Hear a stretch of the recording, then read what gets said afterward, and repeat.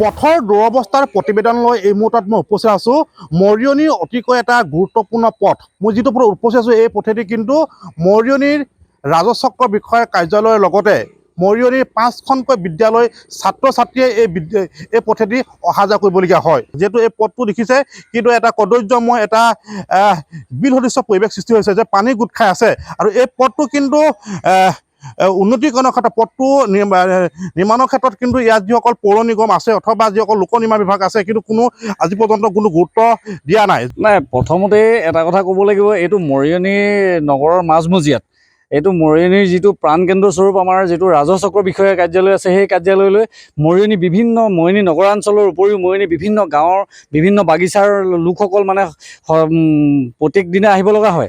কিন্তু এজাক সামান্য বৰষুণ হোৱাৰ লগে লগে এই পথটো কিন্তু পথ নে বোকাময় এটা মানে পথাৰ একো ধৰিব নোৱাৰা হয়। আৰু এই ক্ষেত্ৰত মানে আমি দেখিছোঁ যে ৰেল বিভাগৰ গাফিলতি আছে। ৰেল বিভাগে ইয়াত কোনোদিন মানে আমি দেখা নাই যে কিবা এটা কাম কৰি পেলাই মানে পথটো মেৰামতি কৰিছে, সেইটো কৰা নাই।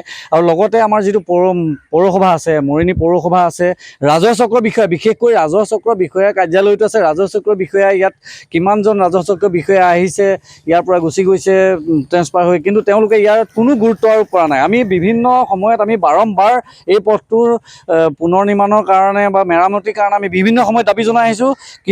কিয়নো ইয়াত এই পথটোৰ এই 5খন বিদ্যালয়, মৰিয়নিৰ 5খন বিদ্যালয়ৰ কণ ছাত্ৰ ছাত্ৰীৰ পৰা ডাঙৰ সকলো ছাত্ৰ ছাত্ৰী এইফালেদি অহা যোৱা নামবোৰ উল্লেখ কৰি দিয়ে বিদ্যালয়কেইখন।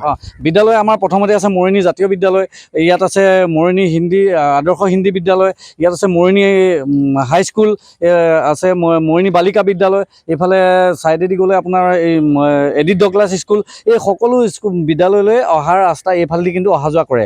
আৰু এই ক্ষেত্ৰত মৰিয়নি আমাৰ এইটো আপোনাৰ দেখিব, আপোনাৰ পিছফালে আছে মৰিয়নি শংকৰদেৱ কীৰ্তন ঘৰ, যিটো নামঘৰ। এই নামঘৰৰ যেতিয়া কিবা এটা অনুষ্ঠান পাতে এই এনেকুৱা বতৰত কিন্তু মানুহ আহিবলৈ যথেষ্ট দুৰ্ভোগ ভুগিব লগা হয়। ছাত্ৰ ছাত্ৰীৰ লগতে অভিভাৱকসকল আহিবলৈ যথেষ্ট চিন্তিত হ'বলগীয়া হয়।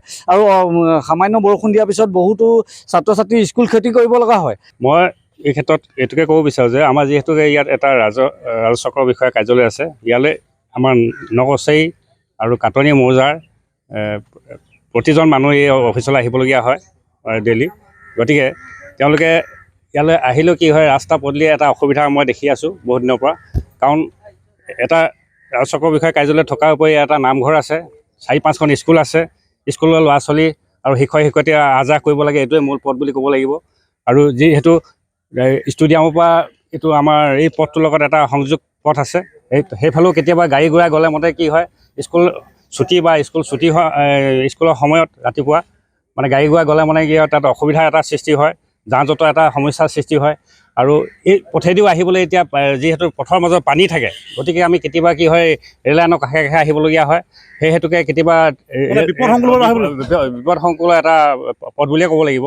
আৰু এইটো বৰ এটা দুৰ্ভাগ্যৰ কথা যে এটা টাউনৰ মাজত এই ৰাস্তাটো এনেকুৱা এটা অৱস্থা হোৱাটো বৰ দুৰ্ভাগ্যৰ কথা। আজি গাঁৱে ভূঞে ৰাস্তা হয়তো পকীকৰণ হৈছে কিছুমান ভিতৰুৱা ঠাইতো, কিন্তু এই ৰাস্তাটো এনেকুৱা অৱস্থা দেখি আমাৰ মনতে দুখ লাগিছে। আমাৰ অভিভাৱকসকলে স্কুলত যেতিয়া ওলাই আহোঁ তেতিয়া অলপ বৰষুণ যদি হৈ যায় তেতিয়া আমাৰ বহুত অসুবিধা হয় ল'ৰা ছোৱালীক লৈ আহিবলৈ, গতিকে আমি চিন্তিত। মই ৰাজহচক্ৰ আমাৰ স্কুলৰ লগত জড়িত থকাৰ কাৰণে মই অনুৰোধ কৰিছোঁ যে অতি সোনকালে আমাৰ এই পথটো মেৰামতি কৰি দিয়ে।